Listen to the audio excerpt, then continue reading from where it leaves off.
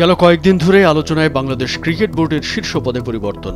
৫ August রাজনৈতিক পট পরিবর্তনে নাজমুল হাসান পাপনের জায়গায় নতুন করে সভাপতির পদে আসীন হন ফারুক আহমেদ। তবে দায়িত্ব নেওয়ার পর থেকেই নানান সমালোচনায় বিদ্ধ হচ্ছেন তিনি। গুঞ্জন ছিল ফারুককে সরিয়ে তার জায়গায় অন্য কাউকে বসাতে চায় সরকার।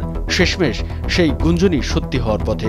আগামী ৩১ মে বিসিবির আসন্ন জরুরি বোর্ড মিটিংয়ের আগেই নতুন কাউকে ওই পদে দেখার জোর সম্ভাবনা।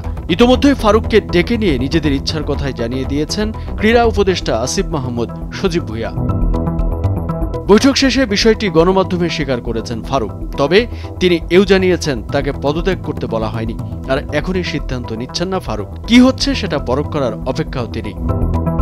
এদিকে বাংলাদেশের প্রথম test centurion Aminul Islam বুলবুলের BCB সভাপতি হওয়ার জোর সম্ভাবনা। অবশ্য এই জন্য বেশ কিছু ধাপের মধ্য দিয়ে যেতে হবে তাকে।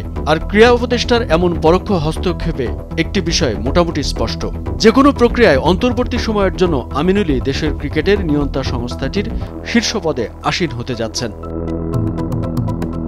সরকারের পক্ষ থেকে এনএসসির প্রতিনিধি হিসেবে প্রথমে তাকে পরিচালক করা হতে পারে। এরপর নিয়ম অনুযায়ী পরিচালকদের ভোটেই সভাপতি নির্বাচিত হবেন তিনি। তবে এখানেও বেশ কিছু শর্ত থাকছে।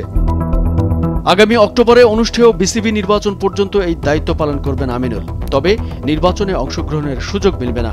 এসব জেনে বুঝেই প্রস্তাবে সায় দিচ্ছেন আমিনুল। এও জানিয়েছেন যে দায়িত্বই নেন না কেন খুব বেশি দিনের জন্য নিতে পারবেন না। তবে সরকার যদি সরাসরি ফারুককে পদচ্যুত করে তাহলে আইসিসি বিষয়টিকে হস্তক্ষেপ হিসেবে দেখতে পারে। এতে দেশের ক্রিকেট নিষেধাজ্ঞার মুখে পড়ার ঝুঁকি তৈরি হতে পারে। সরকারের পরোক্ষ হস্তক্ষেপে বিষয়টির সুরাহা হলেও বিসিবির গঠনতন্ত্রে অনুমোদিত এবং সেই আইসিসি থেকেও স্বীকৃত। তাই এই বিষয়টি নিয়ে কোনোভাবেই প্রশ্ন তোলার সুযোগ নেই। তবে ৩১ মের বোর্ড সভাতেই সবকিছু পরিষ্কার হতে পারে। সব মিলিয়ে বিসিবির ভবিষ্যৎ নেতৃত্ব নিয়ে জল্পনা কল্পনা এখন তুঙ্গে।